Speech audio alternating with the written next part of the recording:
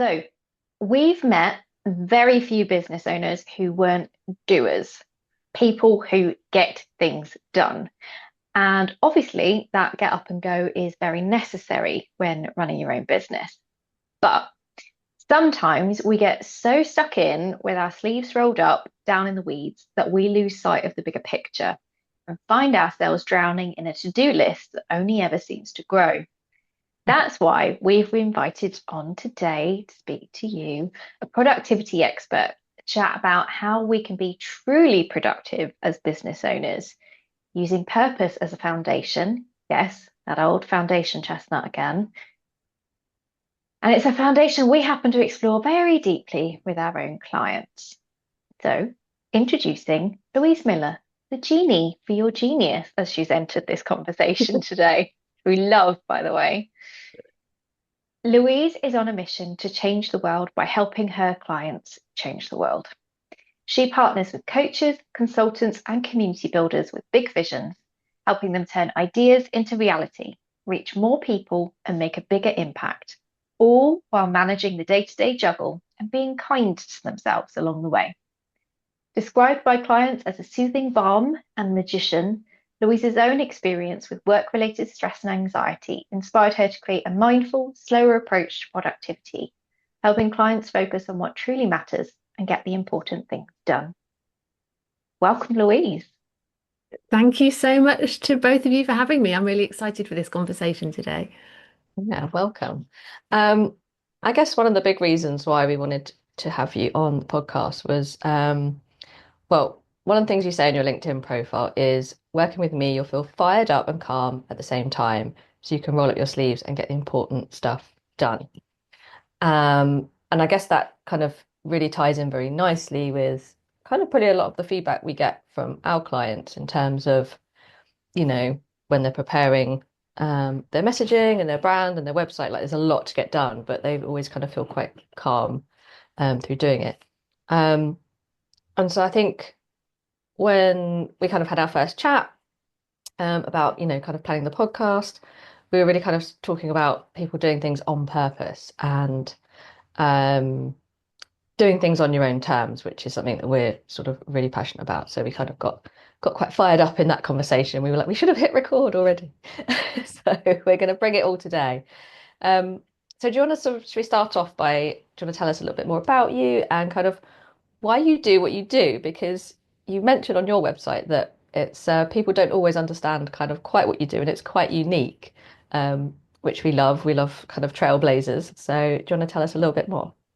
Yeah. So I will start by telling you how I got here because I think that's quite useful Mm, in itself in terms of kind of the philosophy that I bring to all of this. So the phrase I'm sure we've all heard, if you need something doing, give it to a busy person. That was basically me for my 15 years of working life before I started my business. And in 2015, everything started to unravel for me. I started to get ill. Um, the work-related stress and anxiety that Lee mentioned there right at the beginning started to kick in. And then I just remember really clearly having this light bulb moment where I was going to get a glass of water. I was absolutely exhausted, which was the norm for me back then. And as I was going to get myself a drink, I can just remember this voice in my head so clearly saying to me, Louise, why are you always rushing to get everything done? And it seems so simple, but there was something about that clarity in that question that just made me realize, yeah, why am I doing that? Am I waiting until I've finished everything so that someone can tell me that I can stop and I can rest and I can sail off into the sunset with a with a pina colada or something. And I realized kind of in that moment that that never happens. We're mm, never done. yeah. So, and because this environment was making me ill, I realized I had to make a choice in that, at that point. I either needed to stay on the hamster wheel or get off. And of course, I didn't get off immediately, but at least I was starting to think that way. And what happened if a few months later, I found myself up in Northumberland. It was just a little while after our wedding. I was absolutely exhausted. I got the flu. I felt completely wrung out.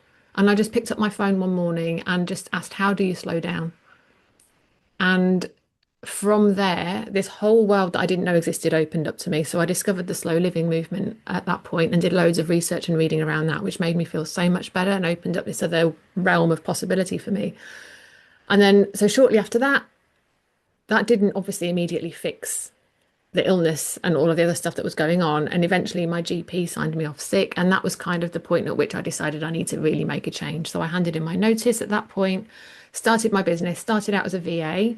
And then over the years, it's kind of shifted and evolved into what I'm doing now, which I've been doing in this way for probably, I'd say, maybe 6 years-ish. Um, which is, as you said at the beginning there, it's about helping coaches, consultants, community builders to stop faffing, stay focused so that they can get stuff done. Because I really want people to fulfill their potential, but without kind of burning out along the way. And in terms of the big why, in terms of why I do what I do, again, it was alluded to at the beginning. I want to make the world a better place. But my skill set is what it is. I'm not here to stand on a podium and, be a politician or any of that stuff. But I can make the world a better place by helping good people get good stuff done. And if we can get more wealth into the hands of good people, then that in itself is going to change the world one small corner at a time, I think. Yeah, absolutely love that. So much resonates. Which I guess is, why we all hit it off so well in the first place. Yes. We're all here to bang the same drum. I have a question though. Yeah. You have a really interesting journey, and I think we both resonate a lot with that. What we've seen with a lot of people who've gone from the 9 to 5 to running their own businesses is that they've continued the same sort of cycles and working habits that drove them to quit the 9 to 5 in the first place because they were burnt out, whatever.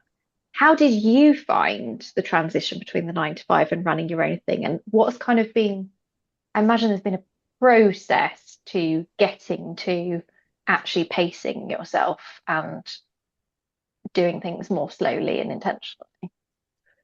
That's such an interesting question. And it's not something I've thought about. So I'm going to think whilst I'm talking. So see what comes out.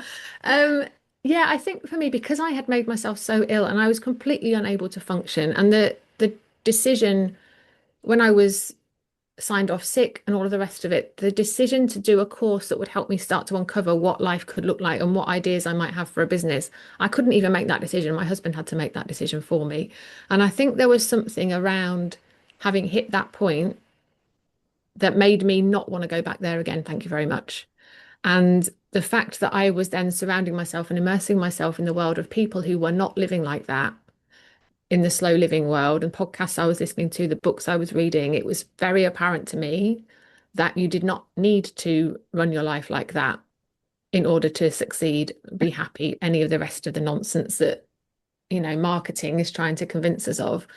So to be honest, I think pretty early on, there's something, the whole slow living thing for me is about being intentional. That's all it means. It's just intentionality. And I think I brought that in right from the very beginning. And yes, when I started out as a VA, I did get very busy. At one point, I was working with 15 clients, and that all became quite full on. And the minute I started to feel like I was falling back into that, I'm just chained to my desk and I haven't got the flexibility and the choice that I want around how I'm spending my time, I would make a change because I could see where that path would lead. And the business model that I've built for myself now is very much built around what feels good to me, what doesn't, and making sure I've got the space built in. I don't work with many one-to-one clients because I know the capacity that requires of me and my brain, and that I would be completely exhausted the whole time, not necessarily from the time that it takes, but from the brain space that it takes. So there's just been a lot over the years. I mean, I've been going 9 years now, and it's just building that kind of self-awareness and noticing when things start to feel out of whack. And that noticing happens when you slow down as well. You can't notice stuff when you're running like a, full throttle headless chicken. So I don't know if that's answered your question, but that's kind of how it's felt to me now. I'm thinking about that for the first time. Yeah, I think that self-awareness piece is so important. And, it's kind of like the first step, isn't it, really, to when you can see, then you might not necessarily make a change immediately, or for some people it might take longer, to kind of keep So like that saying, you kind of keep falling in the same hole, and then eventually you kind of learn to sort of step around the hole, and then you take a whole different road altogether, you know. And I guess that is kind of what you're alluding to, Lee, that kind of process, Yeah. starting with that self-awareness. Yeah. Um, is that something you help your client, you kind of guide your clients through? Yeah. Are they sort of at that stage of like, oh, everything's too much, like where do I even sort of start Yeah, I or think slow quite down? often, yeah, they often are when they come to me, and they might not realize that's what they need. And I don't necessarily talk about that a lot in my marketing because I think an ambitious business owner doesn't want to be told that they need to be doing less and slowing down and they're trying to do too much because they're excited and they've got brilliant ideas, but stuff's not getting done. And I can often see that that's because they're trying to do too much. They're going too fast. They're not allowing themselves space. So it kind of naturally happens that overworking with me, I'm guiding them and pointing stuff out that they're not seeing. And in all honesty, if someone wasn't going to be okay with that, they wouldn't come and work with me because all of my messaging, it speaks to that, I think, hopefully loudly enough that it would repel the people who are here for the hustle and are here for working all of the hours under the sun. Some people are, and they're not my people. Um, but yeah. Yeah, that's a process. Mm. So you kind of started touching on that there, and I think I'd really like to expand a little bit more on your sort of approach with your clients, because what really jumped out at both of us when we first chatted was the way that you've reframed and defined productivity. Can we talk about that and where productivity actually sits in the pecking order? Yes, please. That's my favorite. So, yeah, so I talked about how I quit my job and decided to start out on my own. What I didn't mention before was that that then created its whole own existential crisis because I realized my strengths have always been, to use the cliche, making order from chaos and getting stuff done and being efficient and being organized. All of that stuff is where my strengths and where my success in my career had come from. So I knew that, and that therefore needed to be a part of whatever I was building. But I'd also realized that there is more to life than getting stuff done. And so what I didn't want to do was feed the narrative around your self-worth is tied up in how much you've ticked off your list at the end of the day. So for that reason, I've actually always been a bit weird about using the word productivity because it can be really damaging. Um, so I was had all that going on with, realizing there's more to life than productivity. But I could also see that a lot of solo business owners really needed me because they'd got all these ideas floating around in the ether and they were struggling to land them and make them actually happen. So before I could feel comfortable really leaning in and supporting them with what I knew I could help them with in terms of productivity, I knew at least I needed to change how I was thinking about productivity. And in turn, that was kind of um, what's the word? That would then seep into how I'm talking about it and how other people come to see it as well. So for me, if you ask most people what productivity is, they would say it's about getting more done in less time. I think that would feel no one would raise an eyebrow at that necessarily. But for me, that definition feels like you're in this constant battle against time. And it's this kind of squeezing and pushing and must make the most of every single second of every single day, otherwise you're doing it wrong kind of thinking, which makes everything tighten up and feel constrained to me.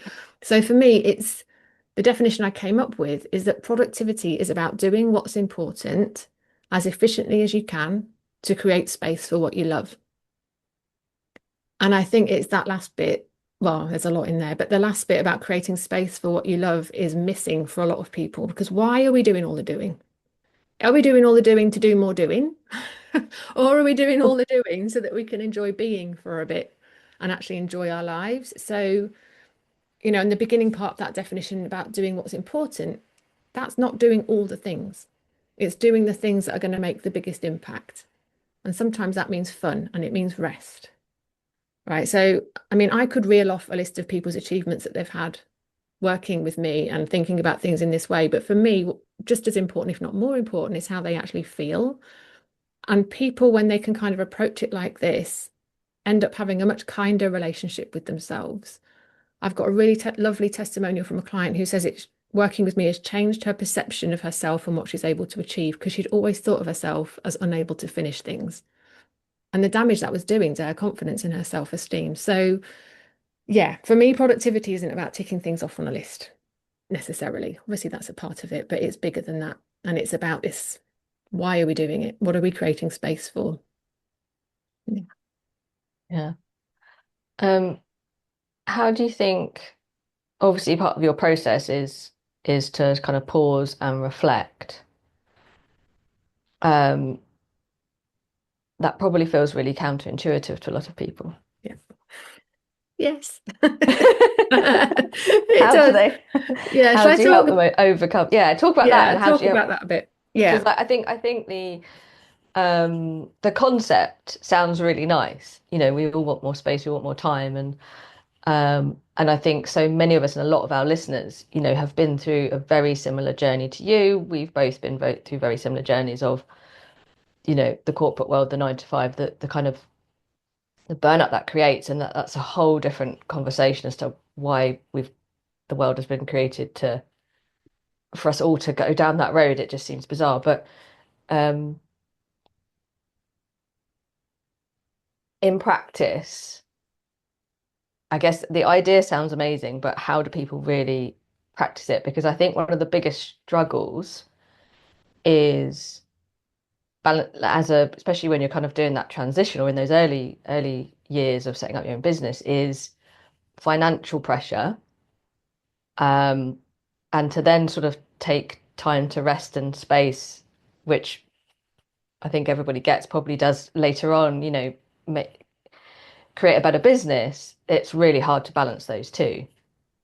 So that's kind of my question. I think, I don't know, I can imagine a lot of people thinking that. I'm definitely thinking that of like it's tough. It's a tough balance to kind of create the space that you need, as well as kind of balancing the financial pressures of running your own business. Yeah, no, and I get that. And I think, yeah, it's natural to think that way. And I think if we can separate, and again, this might be easier said than done, but if we can separate out the idea that it's either making money and having that financial kind of income coming in or taking space and allowing yourself to rest, the two things can coexist. And actually, I think they kind of have to, because otherwise we do burn ourselves out and we're no good to anyone. And that's It's also, sustainable. you know, this isn't my area necessarily of expertise, but that's also where thinking about your business model and your pricing and all of that comes in. Because if you're building a business, especially in those early days, that requires you to be sitting at your desk for 12 hours a day, in order to make the money you need to make, that's that's not going to end well, generally speaking. So if we can think about that early on, but in terms of why, if I just speak a little bit to why it's so important and why it makes sense and why it's good for our productivity to take that pause, and then we can go into what that looks like in practice, just in case there's anyone listening who isn't quite sold on why this is a good idea. So I often talk about running a business as being a bit like having a walk through a forest, right? You know that there's something lovely waiting for you on the other side, or maybe in the middle of wherever you're trying to get to, but you've got to walk through this forest. And there are no straight lines in a forest. There's lovely areas of dappled sunlight, but there's also damp, dark, muddy, puddly areas where things don't feel quite so pleasant. And when you're looking at your feet the whole time because you're trying not to trip over the tree roots and you're watching that you're not going to step in a great big puddle that makes your shoes get wrecked, all of that stuff. Um, it's very easy to feel like you're starting to walk around in circles and you're not quite sure where you are and you've lost sight of where you're going and you're starting to think, hang on, haven't I been here before? And it all gets a bit confusing and you can get in a bit of a panic. So when that happens, what do? Right? You can either carry on walking and hope for the best, or just so happens you can look up and see there's a little tree house up there in one of the trees. And you could go, I'm going to go up there for a minute. And you go up to your little tree house. And it's really lovely and comfy, and you can sit down on a nice cushion, get your breath back, stop panicking, get your flask out, have a cup of tea, and you can kind of look out the window of this gorgeous tree house and look back to where you came from. So you suddenly get this sense of perspective about how far you've come. You can look ahead to where you're going to remind yourself and kind of reorientate. Anyway, I think that's right, yeah. remind yourself where you're trying to get to. You can kind of look down to the forest floor from up there as well and look for where the obstacles are and sort of start to think about the route that you might take to get you to where you want to go. So that when you climb back down from that treehouse back onto the forest floor, you're feeling calmer, you're feeling clearer about where you're going, you know you're going in the right direction, and you're feeling excited to get there again.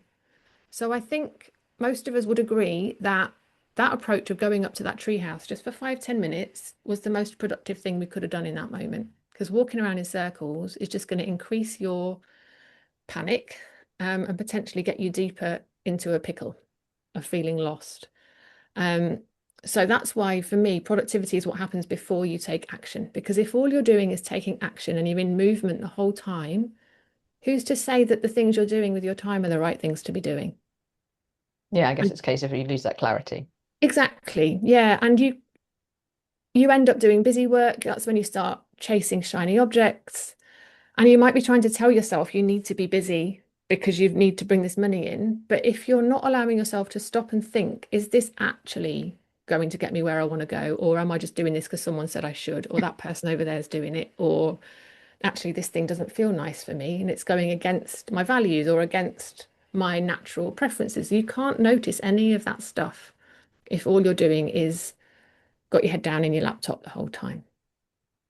So that's why I do really firmly believe that taking those pauses is going to mean that you're doing the things that will actually make the impact, which is going to mean you're making money. Just as a little example, a practical example of that, there was somebody I was chatting to a couple of years ago now. She was spending, and she was in that stage where she was still trying to build something. And she loved networking. And she spent all of her time networking, at networking meetings, having networking cuppers with people and doing all of that good stuff because she loved it. And in her mind, she was thinking, I need to build relationships and get people to know who I am. But because she was doing that, she wasn't actually creating an offer. She had nothing to sell to those people. So she was having all of these great conversations who loved her and thought she was great, but she didn't have anything to offer them. And until she kind of paused, reflected on that for a minute, and then realized something needed to change, she could have stayed stuck there for ages, making no money, but having lovely chats with people, which isn't going to build a sustainable business. No, no, the tea fund's going to run out at some point. Yes. Yeah. Does that make sense? Yeah, yeah. I guess I would imagine some of that comes into like people being able to prioritize, because obviously I think we can slip into the thing of thinking that we can do everything and get everything done. Yeah. As you say, that kind of to-do list just carries on, carries on. But actually, there are things we can't get done. And so it's a matter of actually choosing what is the most important and what is going to move the needle and as you say, like create the offer that you need to sell to the nice people that you're chatting to. Yeah. And I think that all comes back to having a really clear sense of where you're trying to get to, knowing what success looks like for you, knowing what your vision, I know not everyone likes that word, but knowing what you want your life and your business to feel like. If you don't have clarity on those things and you don't let yourself think about those things often, prioritizing becomes really hard because you don't know what direction you're going in. Everything feels equally important. Whereas if you've got this kind of filter, sort of blinkers on and a filter that you can use where like, is this thing going to get me there? Yes, great, I'm going to do it. No, maybe that's not the right thing to do right now. So it all comes back. And again, you can only do that when you're pausing. And I talk about, I'm such a broken record, talking about pause all the time. But there are big pauses we take, like the time in the treehouse, although that doesn't have to take long. In Make It Happen Club, we take 90 minutes every month to properly pause and plan. But you could just take 10 minutes at the beginning of the week to sit and plan. But those pauses are also really valuable in the moment to help you prioritize and to help you make decisions. So, for example, after we've finished having this conversation today, we could all, come off of Zoom and just take a pause to go, right, what am I going to do next? And for that next step to be made with intention, rather than us all jumping off Zoom and going, I'm just going to go and look at LinkedIn and then losing 10 minutes to scroll in LinkedIn. So the pause doesn't have to be this big thing. It can be little micro pauses that we factor in as well during our day. Yeah, makes it feel a lot more manageable that way as well. Yeah. Yeah. I absolutely love the treehouse analogy, Mm. and I think I'm going to have to go and find one this I was afternoon. about to say, had you written all over it, Lee? Given If you can't given build where one, I am. yeah, go build one, Lee. Yeah. But don't get too distracted building tree houses. Me? No, you're very good. You're better than me. Mm. Let's go into myths Mm. because we've sort of you've lightly touched on them, um, but let's get a little bit more laser focused on those productivity myths that are hamstringing a lot of us. Okay. So yeah, these are things that are real bugbears for me. So if you can't put things in your calendar and get them done, that doesn't mean there's something wrong with you. And I think a lot of people are expecting that at some point they're going to become this magical, mythical creature who can put things in their calendar and then somehow get it done. And they're striving for that when actually that just isn't reality for a lot of people. And that's all right. So that's one.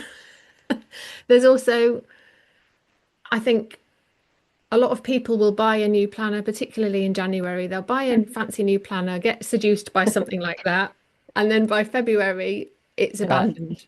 you're like, no, that didn't work either. Again, doesn't mean there's anything wrong with you. It just means that isn't the way for you to go. Because for some people, those things Mm. do work. Yeah. I think I haven't met many of them, but It's um, so seductive, though, isn't it? Like oh, seducing rather. That kind of gorgeous, lovely, brand new planner, all those hopes and dreams of like this is going to be my most organized year yet. I know when I moved house, there was a few empty or not even half-filled planners that I had to very sadly kind of rip up and recycle. That's and like doesn't that feel horrible when there's lesson this to self. beautiful stationery thing that is so gorgeous and tactile and you want to hold it in your hands and then you have to get rid of it because it didn't work? It's a horrible feeling, but it doesn't Yeah. mean there's anything wrong with you. So there's that. And the other big one is that accountability is somehow the magic solution for productivity that's going to work across the board for everybody. Because again, that's not true. So kind of the common thread with all of that is that this kind of belief that there is a way of being productive. And if we all just did that, we'd all be fine. Like if we all were just had an accountability buddy or in an accountability group, or if we could all just put things in this spreadsheet and then just do it. But it just doesn't work like that. There's no one size fits all. We're all very different. So for me, what I would love for people to do instead, and we've already touched on this, is, instead of downloading all the free stuff and buying the books and the planners and all of that, waiting for something to click and hoping that one day something will click, let's accept our own tendencies and our own preferences and what we can learn over time about what works, what feels good for us, and double down on that, figure out how to work with ourselves rather than trying to fight against ourselves the whole time. So, yes. I feel like this is a banging a fist on a table moment. I guess I can get so I think I was reining myself in a bit there, but I could get so riled up. When you literally started, I was like, this is going to be a bang the table fist moment. We've had a few on the podcast this season, and I would love to have more. So bang away. Have either of you heard of Gretchen Rubin's four tendencies? No. No. No, okay. So for your listeners and for you, maybe if you're interested about this, go and look them up. Gretchen Rubin's Four Tendencies quiz. And she's basically put together this framework based on lots of research that she did about how we respond to internal expectations and external expectations. Oh. So the internal ones being the things we need to do for ourselves that no one else is going to know whether or not we did them, like going to the gym or something, or writing a blog. The external are the things we need to do for other people. So the things we expect, the clients are expecting from us, that our family need from us, all of that stuff. And she's basically identified these four different tendencies that we all kind of loosely fall. There is a bit of overlap, but we all kind of loosely fall into one or the other. And the upholder tendency. So going back to what I said at the beginning of my answer to this question around if you can't put things in your calendar and then do them, then there's something wrong with you, which clearly is not true. That's the upholder tendency, where they say they're going to do something and then they do it. And that is the teeniest, tiniest group out of all of the four. And yet, that is the thing we think we all should be able to do. So there's Interesting. only, yeah. And what I also find on my travels, hearing other people talk about this kind of stuff, is that the people who are upholders, because they think, well, this works for me, it should work for everyone else, they go around telling everybody else, well, you just need to put it in your calendar. Just time block. Yeah, here's my spreadsheet that I use. Just use that and you'll be fine, without understanding that it's great that that works for them, but it isn't going to work for most people. So there's the upholder. Then there's the obliger, which is me. where we do need accountability for internal expectations. External stuff we'll do because somebody is already holding us accountable. But for the inner stuff, we need to find a way of factoring in some accountability for ourselves for the things that nobody else knows about. Then you've got rebels. I love rebels. The rebel motto in the book, in Gretchen's book about this, is you can't make me and neither can I. So I feel like I'm in my rebel stage of life right now. and I was chatting with a guy a few years ago now, he's in his 50s, running his own business and couldn't Making me cry. understand why he was struggling so much with productivity. And he tried all the things. And when we realized actually as a rebel, we both went, oh, Ah, yeah. pennies dropped.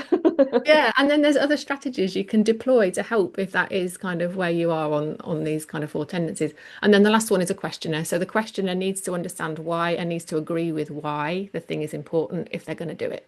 Oh, So that's no so amount of interesting. accountability is going to work for them if they think, well, that's a waste of time. I'm not going to do that. So Sorry, it's just different approaches for different people. And the more we can understand ourselves, the more we can hone in on what's going to work for us rather than trying to be upholders, which is just unrealistic for most of us. yeah, that's really interesting. Sorry, I'm like wiping away tears of laughter. I'm not crying into it.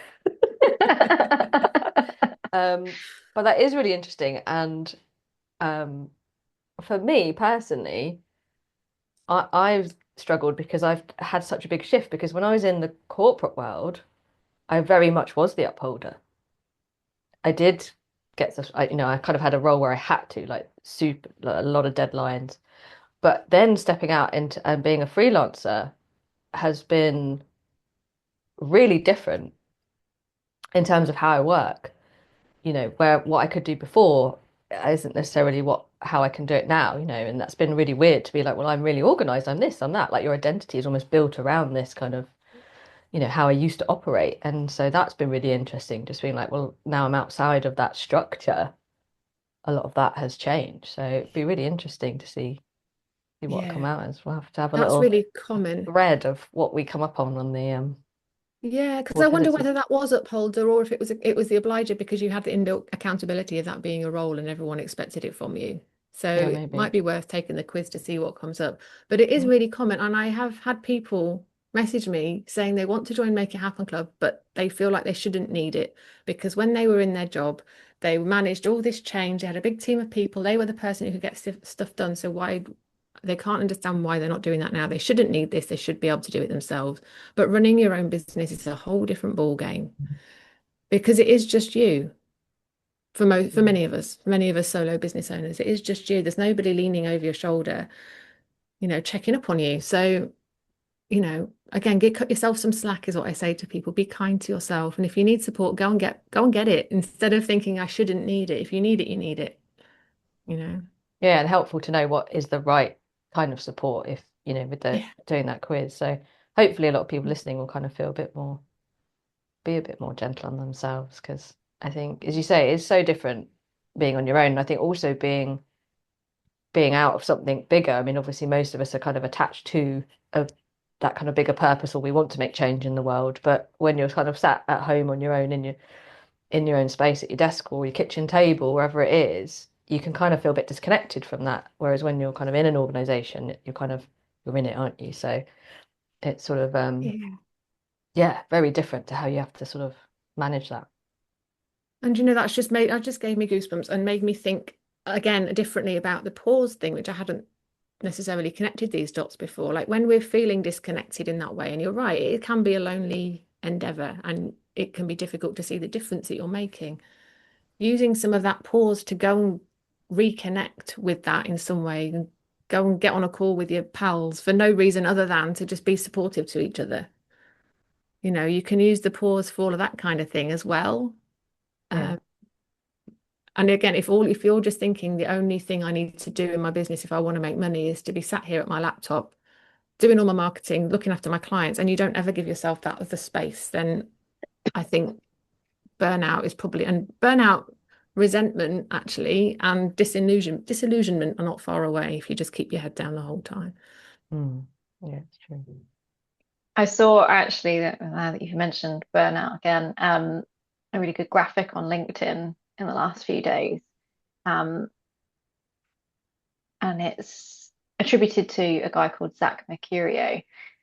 And the quote is, people don't just burn out from doing too much, people burn out when they feel that they and their efforts don't matter. Yeah. Yeah. Yeah, absolutely. I love that. I'm going to sit with that for a minute because that is so true. It's, yeah, if you're doing, and you're not feeling any connection to the bigger picture, what's the actual point? And Yes, no, that kind of I guess kind of coming off of that point a bit is um it feels increasingly difficult in a world that just seems to be speeding up. Um and obviously we had it when computers came in, it was like, oh, it's gonna, everyone's gonna have more time and more leisure time and more this and more that. And it's not what happened. And then we had mobile phones, and that was gonna be easy because you're not tied to your desk anymore and you can take your office anywhere. But then you take it all in your pocket. And I think that's actually Simon Sinek was talking about that a lot in a recent podcast. And it really made me just think, and here we are stepping into a new world of AI where again it just seems to be you can do this quicker, you can get more done. It can do this for you, it can do that for you. It feels like we're never going to benefit. We're not actually getting any time back. We're just cramming more and more in. And obviously, I kind of know what you're going to say about it, but I think it's just it feels hard in a way, like you're swimming against the tide when that is just the kind of rhetoric at the moment, and it just feels so kind of quite overwhelming. Like how do we really stay true to ourselves and kind of keep at our own pace um, when all that's kind of swirling around us?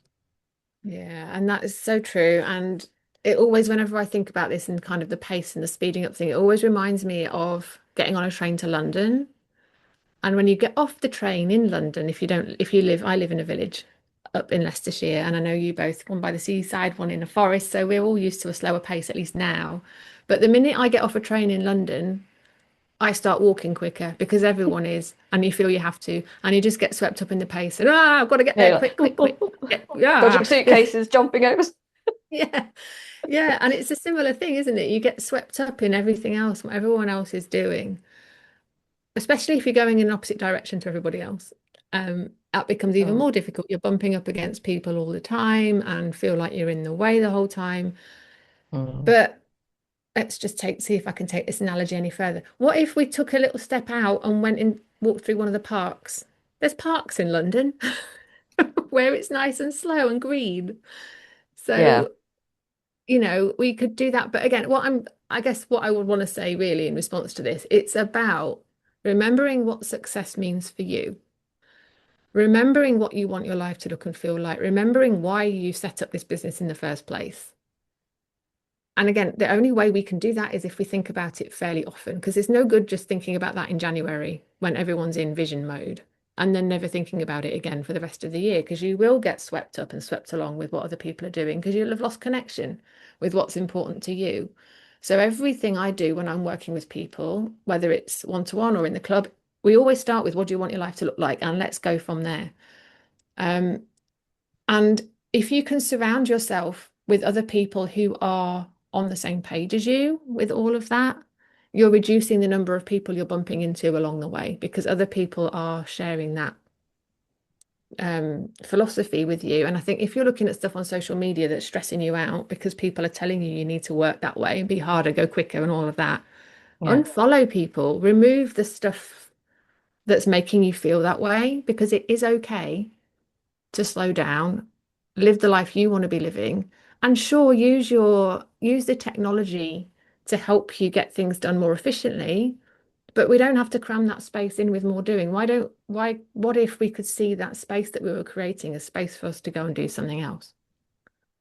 Like go and make some pots, for example. I make pottery and I making pottery is now part of my working day because I've set things up in a way that gives me the space to do that because that's what I want to be doing. And if you can find more people that are running a successful business and you can see them taking space, let mm. those people be your inspiration rather than the people who are running at a million miles an hour. Yes, it's so true. Um, I had a really horrible advert pop up on Instagram that was kind of like all these teenagers are using AI to build businesses and you're getting left behind. And I was just like, hide, block, go away. I don't need that. It's just that's not helpful. No, and Not helpful. we'd be kidding ourselves to think that that's going anywhere. It's not going anywhere. That Mm, messaging is going to carry on, permeating everything, but we've got some control over how much of it we're seeing and how we're curating our feeds and what we're surrounding ourselves with. Yeah. yeah. I think I don't think humans are really designed. I mean, we're kind of getting a bit off topic, but are designed to see and be witnessing so much, like to have the world in our pockets and to be exposed to a world of businesses rather than just the people around you or in your local village or in your town. It's just, I just don't think we've evolved to really process and deal with that. No, how can we have done? The brain does not evolve as quickly. It's only been 100 and something years, since the industrial, probably longer than that now, actually, because I'm getting old. But, when the industrial revolution happened and all of this stuff started to change, our brain can't evolve at that same rate. And we're only now, I think, starting to see the damage that's being done, which is kind of scary. But yeah, we have to control as best we can the things we can control, but also, again, be kind to yourself because there's a multi-billion-dollar industry that's there to hold your attention and to keep you on your phone and to keep you in the scroll and to keep you distracted. That's a massive industry. So it's just poor little us sitting there trying our hardest to resist. So cut yourself some slack and do what you can to just keep that intention and keep that as much control as you can around what you're seeing. Yeah. So in short, you don't need more productivity hacks and tools because they leave feeling more overwhelmed and less productive. You need the pause and the space. Yes, exactly. Yeah. Yeah. And it's a three-part. Is it the progress cycle that I talk about? I'll just say this really quickly. Mm. But productivity always starts with the pause. From the pause, we then get to reflect. So we get to think about what we want our life to look like, think about how things are going, where we want to get to, and then we make a choice. So it's pause, reflect, choose. Only then should we be moving into action because we know that that action is going to actually be impactful and moving us towards something important. So yeah, pause, reflect, choose, then act. And if you've done all of that, complete kind of becomes inevitable. So pause, reflect, choose, act, complete, and then just keep going round and round that cycle. And in theory, that will help us all make progress. I know it's not that simple, but if we can try and remember the pause, reflect, choose, I think that's a big part of the battle for people. Yeah. Yeah, and what's quite nice about that is that you're just focusing on that next small step, Yes. which is hard when you've got that kind of to-do list that's kind of staring at you, that you then get overwhelmed. So if you're kind of like, okay, right, I'm just gonna pause, what's the next important thing? And then it's just like one step at a time. Yeah.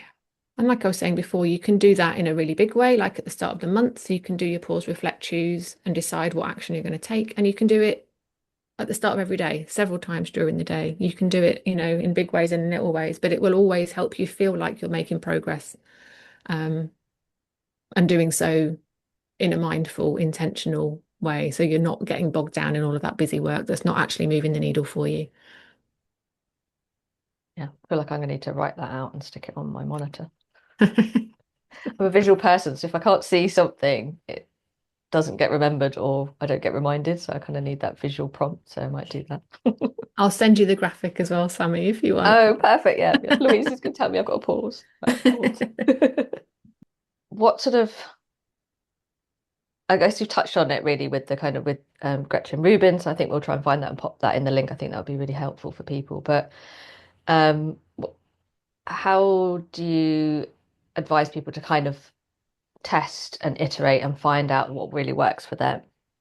That kind of process. Yeah, I think it's it's about experimenting. So I would encourage someone if they come to me and ask me how, what they can do to not be distracted or something, I'll suggest a few things and then we'll say, right, just go and experiment with that and see what works and what doesn't.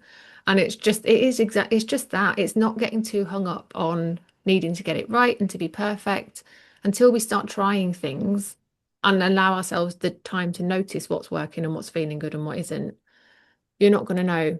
So I think removing any judgment when things don't go according to plan, just having your curiosity hat very firmly planted on your head, um, and giving yourself, oh God, I really do feel like a broken record, giving yourself the space and the pause to reflect on what's working and what isn't, so that you can tweak and adjust as you go. Yeah. Yeah. And I guess it's really kind of, as you said before, like having that space then allows you to really notice how you feel and how, you know, how Yeah. that works for you. If you're in that busyness, you're not really going to tune into that. No, and I think it's being okay for that to take time. You're Mm. not going to land on the perfect thing tomorrow. I mean, you might, but that'll probably be luck more than judgment, I would imagine. Yeah. That's why, again, Make It Happen Club, I invite people to sign up for 12 months because I know that it's the showing up every single month with me guiding people and prompting and encouraging that reflection. Over time, that's when people start making the shifts and the changes that really make a difference. If you're expecting to sort it all out in a week, you're going to feel like you're failing. Um, so yeah, give yourself some grace and some space and some kindness and some time and all of that good stuff. Yeah. I think that's a really lovely message for people to take away, is that kind of, as you said, people expect themselves to be able to be these kind of like productivity machines, and we're not, are we? So No. Yeah. human beings, not doings. Yes, I had that written in my notes and you got there before me, Oh, Sammy. sorry. I love Oh, it. you're I love it. Yeah. yeah, I think it's yeah, and as you say, reminding yourself. I mean, I know, like, obviously I've moved by the sea, only February we moved, and it's amazing already how often I kind of like can be kind of in the house, obviously working from home in the house, and then when I do get to go by the sea, we're lucky I'm pretty close, but you're like, oh, there is a bigger world out here, kind of you can get so sort of like narrowed into like your world, getting all the stuff done in the business and client work and all the other things, let alone trying to market yourself and juggling everything. um that yeah, you kind of need that space to just be reminded of the bigger world out there. Yeah, I'm a big believer in enjoying the journey. And I know that sounds really trite and like a cliche, but I don't want to wait until I've reached some mystical level of success before I'm allowed to enjoy the life I'm creating for myself, because the goalposts always move anyway. There is no kind of there. If you're waiting to get there, you're never going to get Mm. there. So allowing yourself to enjoy the ride and get those little moments of standing on the beach, standing in the forest, going and sitting on a bench in the park, whatever it is, whatever you've got Yeah, access to, that's what keeps us motivated to keep going, I think. Yeah. yeah, because you don't want to create a life that you want to escape from. You don't want a life where you need a holiday, and then you come back and then you're back into, I think it's so easy to get into that sort of trap, isn't it? Particularly in the corporate world, where you kind of have that window, but then that doesn't change anything. You still come back into the treadmill. Yeah, So it's creating absolutely. something you don't want to escape from. Mm, yeah. Okay. As we are getting towards the end of this conversation, I think it would be interesting to hear your take on. So I'd say we've both increasingly ourselves and in conversations that we've been having, and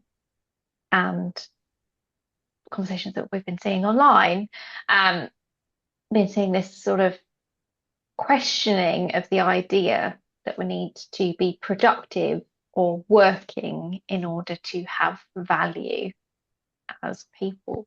What's your take? That's what made me ill, and that's what makes a lot of people ill, I think, because again, there's no judgment or shame on people who are caught in that, because that's what we're programmed to believe right from an early age, when you're told you're not allowed to go out and play until you've done your homework, right? It's really built in to how a lot of us have been raised. And this whole wearing busyness as a badge of honor thing, I think is also really damaging. I've worked with people who I knew they were not busy in their office environment, and it was a nice quiet period. And yet a colleague would come in and ask them, and they would say that they were busy because they were so terrified of saying that they weren't. Because what's that mean? What's that going Mm. to say about me? I'm going to get given more to do. Um, and at the end of the day, if you're a parent and you've got kids, does your child care whether or not you completed your to-do list? Do your friends and your loved ones give a monkeys if you did everything that you said you were going to do today? No, they just want to be present with you. They want to enjoy being with you as a human being. So I think I alluded to it earlier. I think it's a really dangerous paradigm that we're not allowed to rest while there's still stuff to do. And we can only chill out when we feel like we've done everything because everything is never, ever done. So I think we really need to separate that sense of value and self-worth from our productivity as much as we possibly can if we want to not make ourselves ill and actually enjoy our lives. Amen to that. And then that, that then shows others that it's okay it's safe to rest. And hopefully the next generation, if you've got children and they see you resting, I think yeah, there's probably quite a lot to unpack around that, but it's, as you say, it's kind of, I guess, finding the role models around you and the people that value that rather than the other way around. And that, I think there's a lot of unlearned behavior that we all need to do. And kind of coming back to what you said, Lee, like kind of jumping from the 9 to 5 into your own business, you kind of bring a lot of those traits with you, and that kind of unprogramming takes time. But I think that's where these conversations are really important because it is that reminder, and that there are other people that really really value this, and I'm totally on board with all of it, but don't do it. I'm definitely creating my own hamster wheel at the moment, so it's kind of, yeah, really really good reminder that there are business owners that are making it work, that can do it with the rest, and that is part of the journey. It's not, you don't need to earn it. No, absolutely. And if you are feeling that way at the moment, I think it doesn't necessarily mean that you've got to throw everything out and start from scratch and it's got to be this big upheaval and this massive kind of pain point. If you can just think, what is one small thing I can do that will make me feel however it is that you want to be feeling? And just introduce small steps, small things in that will get you feeling resourced in a way that will allow you to then, if there are bigger changes to make, that will allow you to make them. But starting small, I think, is always the way if you are feeling stuck um, at the moment. So, yeah. Yeah. And doing more of those things that give you energy, replenish your energy rather than the energy draining things, because Yeah. we all need that replenishment. And celebrating your successes. I think part of the problem is that we're so fixated on all the things we didn't get done. What if we could Mm. fixate on the things that we do get done and celebrate that a bit more? And that will just adjust the kind of negative bias that our brains naturally have. Yeah. Strengthen those neural pathways that we are doing amazing things, remind ourselves what we are doing. Because for me, a lot of people would come to me telling me that they're unproductive, and I can see straight away they're not unproductive, they're just trying to do too much. They're trying to shove an elephant into a Mini Cooper, and and it's never going to happen. It's not that you're unproductive, you're very productive, it's just that you're trying to do too much. Mm. So what can we do about that? Right? Those are the sorts of conversations where things can begin to change. Yeah. And I think probably an easy thing for a lot of business owners to slip into, because you are the accountant, the marketer, the person doing the work, working with the clients, customer service, shipping, depending what your business is, you're kind of wearing all the hats. So, well, we have a tradition on the podcast where we ask our guests to finish a sentence. So we would like to ask you, how would you finish the sentence? Dear soulful business owner, I wish you knew. Fill the blank. I wish you knew that resting when there is still tough stuff to do doesn't mean that you're lazy. Brilliant. And there's more I could say, but I've already said it, so I'm not gonna I'm not gonna repeat myself. But rest. Rest is one of the most productive things we can do for ourselves. So let's all celebrate rest more. So, Louise, before we go, where can our listeners find you? Okay, so I am most active on LinkedIn. That's my social media platform of choice. So please do come and say hello to me over there. But also, if you're listening to this, that tells me you like podcasts. And I have a podcast and it's called Unfrazzle. And all of the episodes are under 10 minutes long. So it's really snackable, really bite-sized, little mini insights to help you stop faffing, get focused, get stuff done, but without killing yourself along the way. So yeah, go check out Unfrazzle. Um, and yeah, I've also got a free thing. Can I share a free thing? Is that all right? Please Please do. do. It's Yeah. just occurred to me because we've talked so much about pausing. I've got a resource. I have a resource that's called 10 Powerful Pauses for Productivity and Progress because I love a bit of alliteration. Um, and it will just give you some ideas as to how you can build those pauses into your life to give yourself that little bit of space. Yeah, we'll pop a link to that Yeah. somewhere in the show notes. Thank Yeah. you. Show notes, and when we share it on socials and in our emails, then yeah, you can also pop the link in there too. Amazing. Thank you. Thanks so much.